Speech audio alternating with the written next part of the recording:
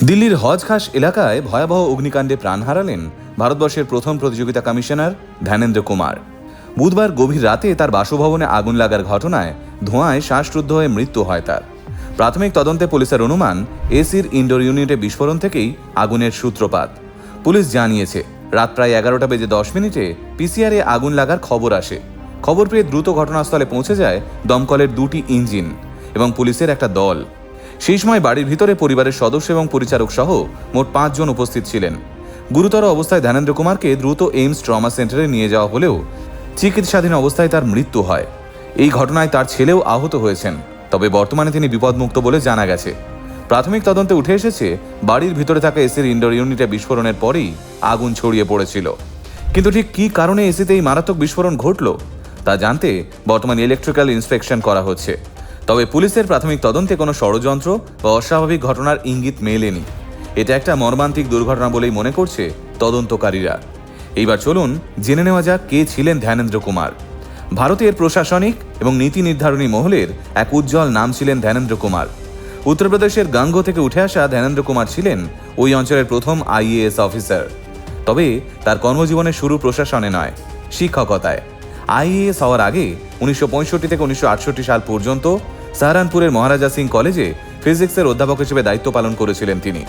1968 সালে Haryana ক্যাডারের IAS officer হিসেবে প্রশাসনিক জীবনে প্রবেশ করেন ধ্যানেন্দ্র কুমার। এরপর 4 দশকেরও বেশি সময় ধরে রাজ্য ও কেন্দ্রীয় সরকারের একাধিক গুরুত্বপূর্ণ পদে দক্ষতার সঙ্গে দায়িত্ব সামলেছেন তিনি। আন্তর্জাতিক স্তরেও ছিল তার উল্লেখযোগ্য উপস্থিতি।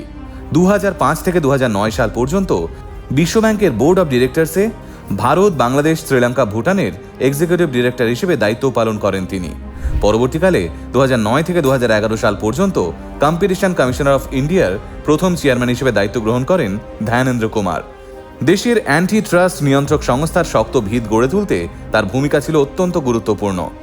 ধ্যানেন্দ্র কুমারের মতো একজন বিশিষ্ট মানুষের মর্মান্তিক মৃত্যু আবারও আমাদের দাঁড় করিয়ে দিল এক অস্বস্তিকর প্রশ্নের মুখে। আধুনিক জীবনের অপরিহার্য অংশ হয়ে ওঠা এসি সত্যিই কি নিরাপদ? কেন এত ঘন ঘন ঘটছে এসি ব্লাস্টের মতো দুর্ঘটনা? বিশেষজ্ঞদের মতে ভারতে এসি ব্লাস্টের অন্যতম বড় কারণ চরম আবহাওয়া এবং একটানা অনেকক্ষণ এসি চালানোর প্রবণতা। গ্রীষ্মকালে ভারতে অনেক সময়ই তাপমাত্রা 45 ডিগ্রি সেলসিয়াসেরও বেশিতে পৌঁছে যায়। এমন অবস্থায় দীর্ঘ সময় এসি চালু থাকলে যন্ত্রের ভেতরে অতিরিক্ত তাপ তৈরি হয়, যা ধীরে ধীরে মেকানিক্যাল ফেলিয়ার বা যান্ত্রিক ত্রুটির ঝুঁকি বাড়িয়ে দেয়। এছাড়া অনেকেই বাইরে থেকে প্রচণ্ড গরমে ফিরে এসি 16 বা 18 ডিগ্রির মতো অত্যন্ত কম তাপমাত্রায় চালান। এতে এসির কম্প্রেসারের ওপরেও হঠাৎ করে অতিরিক্ত চাপ পড়ে। ফলস্বরূপ যন্ত্রের ভিতরে তাপমাত্রা এবং প্রেশার অস্বাভাবিকভাবে বেড়ে গিয়ে বিপজ্জনক পরিস্থিতির সৃষ্টি হতে পারে।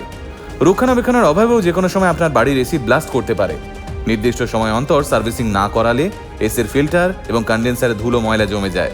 এতে বাতাস চলাচল হতে চায় না এবং যন্ত্রের ভিতরে চাপ বাড়তে থাকে, যা বিস্ফোরণ বা আগুন লাগার আশঙ্কা বাড়ায়। শুধু তাই নয়, ভোল্টেজের ওঠানামা, গ্যাস লিক এবং সমস্যাযুক্ত যন্ত্রাংশ ব্যবহারের মতো বিষয়ও এসি ব্লাস্টের ঝুঁকি বহু গুণ বাড়িয়ে দেয়। ঘন ঘন ভোল্টেজ ওঠানামা করলে কম্প্রেসার এবং মোটরের ওপর অতিরিক্ত চাপ পড়ে। অনেক ক্ষেত্রেই অনভিজ্ঞ টেকনিশিয়ানরা ভুলভাবে সার্ভিসিং করেন, নকল যন্ত্রাংশ ব্যবহার করেন কিংবা প্রয়োজনের তুলনায় বেশি রেফ্রিজারেন্ট গ্যাস ভরে দেন। এইসব কারণেও কিন্তু ব্লাস্ট হতে পারে আপনার এসি। এই ধরনের প্রাণঘাতী দুর্ঘটনা থেকে নিজেদের এবং পরিবারের সদস্যদের সুরক্ষিত রাখতে বাড়ির এসি ব্যবহারের ক্ষেত্রে আমাদের কিছু গুরুত্বপূর্ণ নিয়ম মেনে চলা উচিত। প্রথমত, গরম পড়ার আগেই কোম্পানি সার্টিফাইড একজন টেকনিশিয়ানকে ডেকে এসির সম্পূর্ণ সার্ভিসিং করাতে হবে, যাতে ফিল্টার পরিষ্কার থাকে এবং কোনো গ্যাস লিক না থাকে। দ্বিতীয়ত, এসির আউটডোর ইউনিট বা কম্প্রেসারের চারপাশে হাওয়া চলাচলের জন্য অন্তত 2 ফুট জায়গা ফাঁকা রাখতে হবে এবং সেটাকে অতিরিক্ত রোদ থেকে বাঁচাতে ওপরে ছায়ার ব্যবস্থাও করতে হবে। পাশাপাশি দীর্ঘক্ষণ ধরে 16 বা 18 ডিগ্রিতে এসি না চালিয়ে 24 থেকে 26 ডিগ্রিতে চালালেও ঘর ঠান্ডা থাকবে, এসির ওপরেও চাপ কম পড়বে। এসির জন্য সবসময় আলাদা সার্কিট ব্যবহার করতে হবে। কখনোই এক্সটেনশন কর্ড বা মাল্টিপ্লাগ ইউনিট এসির জন্য ব্যবহার করবেন না। এসি যদি বাড়িতে থাকে তাহলে বাড়ির ওয়্যারিং ভালো হওয়াটা দরকার। এসি লাগানোর আগে ভালোভাবে চেক করে নেবেন আপনার বাড়ির আর্থিংয়ের পরিস্থিতি ঠিক আছে কিনা। যদি আর্থিং ঠিক না থাকে বা লোডিংয়ের সমস্যা হয় তাহলে অবশ্যই আপনার এলাকার ইলেকট্রিক অফিসে যোগাযোগ করবেন।